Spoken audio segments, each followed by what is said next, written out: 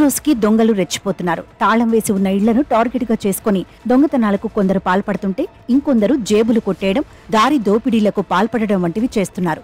జల్సాలకు అలవాటు పడో, అవసరాలను తీర్చుకునేందుకో ఇలా తప్పుడు దారులను ఎంచుకుంటున్నారు. అయితే కొందరు వ్యక్తులు చైన్ స్నాచింగ్లకు పాల్పడటం కలకలం రేపుతోంది. ఇలాంటి ఘటనల్లో మహిళలు తీవ్ర గాయాల పాలవుతున్నారు. తాజాగా బాపట్ల జిల్లా చీరాలలో పట్టపగలే చైన్ స్నాచర్ హల్చల్ చేశాడు.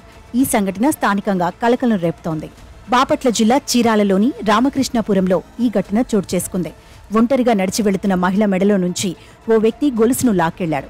సీసీ కెమెరాలో ఈ చైన్ స్నాచింగ్ కి సంబంధించిన దృశ్యాలు రికార్డయ్యాయి. ముందుగా రామకృష్ణాపురంలోని కాలనీలోకి బైక్పై వచ్చిన ఓ వ్యక్తి హేమలత అనే మహిళను ఫాలో అయ్యాడు. ఎవరూ లేని సమయం చూసుకున్నాడు. మహిళను దాటి ముందుకు వెళ్లి ఎవరూ రావడం లేదని నిర్ధారించుకున్నాడు. ఆ తర్వాత మళ్లీ వెనక్కి వచ్చి హేమలత వద్ద బైక్ను నిలిపాడు. ఆమె దగ్గరకు వెళుతూ ఏదో అడ్రస్ అడుగుతున్నట్టుగా నటించాడు.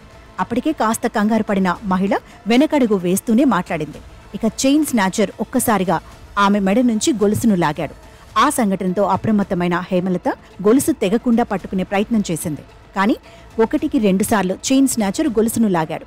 ఆ తర్వాత చైన్ చేతికి చిక్కడంతో బైక్ తీసి అక్కడి నుంచి పరారయ్యాడు. హేమలత అరుపులతో స్థానికంగా ఉన్నవారు బయటకు వచ్చారు. ఏమైందంటూ ఆరా తీశారు. ఈ దృశ్యాలన్నీ స్థానికంగా ఉన్న సీసీ కెమెరాలో రికార్డయ్యాయి. చివరకు బాధితురాలు హేమలత పోలీసులకు ఫిర్యాదు చేసింది. కేసు నమోదు చేసిన పోలీసులు దర్యాప్తు చేస్తున్నారు. సీసీ ఫుటేజ్ ఆధారంగా నిందితుణ్ణి పట్టుకునేందుకు పోలీసులు రంగంలోకి దిగారు.